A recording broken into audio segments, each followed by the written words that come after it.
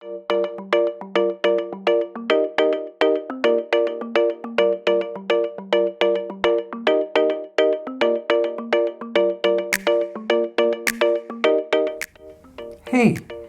do you have a YouTube channel or you want to start making YouTube videos but you don't know what camera to get? Like you don't know if you need a Canon EOS R or a Canon 90D or a Canon M50 could be enough for like interview shots, tutorials and so on. Well, you came to the right place because I'm gonna show you these 3 cameras with my studio setup just after the intro.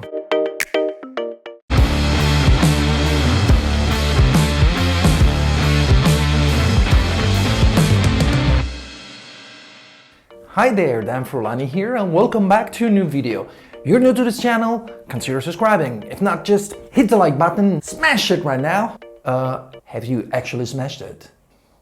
Okay, what are we talking about today? In the last video I talked about lenses to be used for YouTube videos, for studio shots, this kind of shots. But in that video I talked about the Canon EOS R only. In this new video I'm gonna show you this setup, these lights, this framing, of course with the Canon EOS R that you're seeing right now, but also with another 2 cameras, the Canon 90D and the Canon M50. So what are you looking at right now? As I said, you're looking at the Canon EOS R with the RF 35mm f1.8, and this light here, my key light, which is a Godox SL60W, and it's awesome.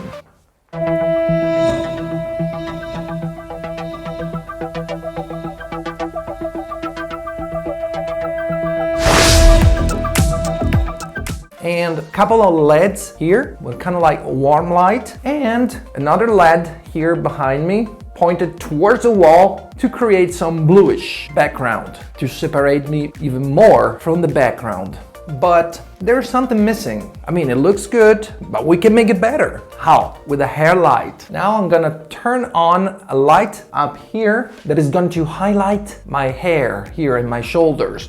And that's going to separate me even more from the background. Let's see. And here it is. So can you see my hair like brighter? Okay, so this is going to be my setup for the rest of the video. Now, Canon EOS R with the RF 35mm 1.8 at f1.8 with the Godox SL60W and 4 LEDs. I'm using a lavalier microphone, a Boya BYM1. All this gear is listed down below in the description. Make sure you check it out. Hit the like button and leave a comment down below. If you have any questions, let me know what you think about it. If you use any light for your videos. If yes, let me know what you're using. So this is the result you get with this setup and this camera. But do you really need to spend all this money to buy the Canon EOS R, which is like $1,700 plus the RF 35mm 1.8, which is about $450/$500, something like that? Do you need to spend so much to get this result? Let's find out. Now I'm gonna switch to another camera, the Canon 90D, and let's see how it goes.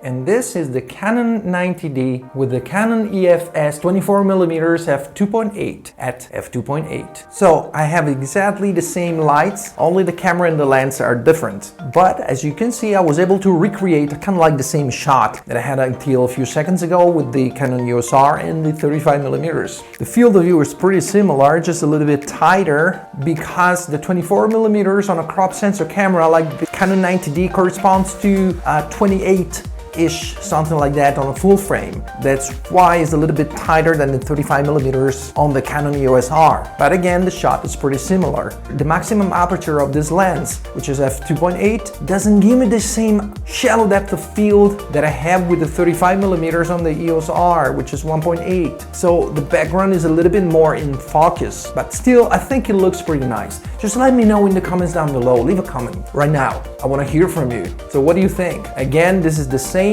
setup, key light, the Godox SL60W, the same LEDs behind me and here on the side, and hair light, which highlights my hair, and this is it, Canon 90D. Now, if you're thinking, Oh, there is the Canon M50. You know, the Canon 90D costs like $1,200 or something like that. I'm on a budget. So does the Canon M50 look much worse than this? Or does it look exactly like this? Or better than this?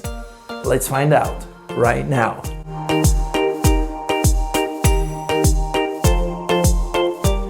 And this is the Canon M50 with the same setup that I was using with the Canon EOS R and with the Canon 90D. Currently I'm using the kit lens, which is a 15 to 45 millimeters, and its maximum aperture is f3.5, but as soon as you zoom in, it goes to f4, then at 5.6 and f6. So it's not a really fast lens, not at all. This is why with the same setup, same lights, didn't increase the level of the light. I had to set the ISO to 500 to expose it correctly.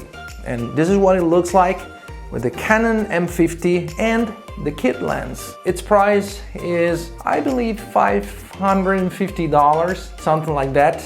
Check the links in the description so you can see the price and the availability of this camera. Again, this is the Canon M50 with the kit lens, the cheapest option of all. What do you think about it? I want to hear from you guys. Now, there's to say that if you get the Canon M50 and it comes generally with a kit lens, if you want to achieve a shot like this with a better lens, you can get the 24 millimeters. The one I was using with the Canon 90D, the EFS 24 millimeters f2.8, the pancake lens. And you can use it on the Canon M50 if you get also this adapter, the Viltrox.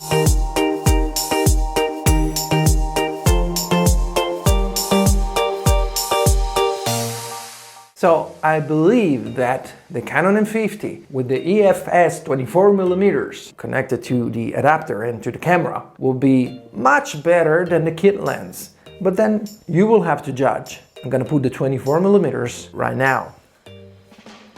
So this is the Canon M50 with the EFS 24 millimeters f2.8 at f2.8. Of course, again, it's a crop sensor camera, so that's why it doesn't really look like a 24 millimeters on a full frame, but it corresponds to a 38-ish, 38 or something. I think earlier I said the 28-ish, but it's a 38 and something. So this is what it looks like with the same setup, same light, the same Godox SL60W, the same two LEDs here and one LED behind, like blue, and hair light here. And the same microphone, it's a lavalier. So again, let me know what you think about it. Leave a comment down below, and since you're there, hit the like button and subscribe if you aren't already. And check the links in the description to see all this gear and even more. And check out my other videos where I talk about these lenses in the specific. Because here, the purpose of this video is not to show you the different lenses. I've done it already with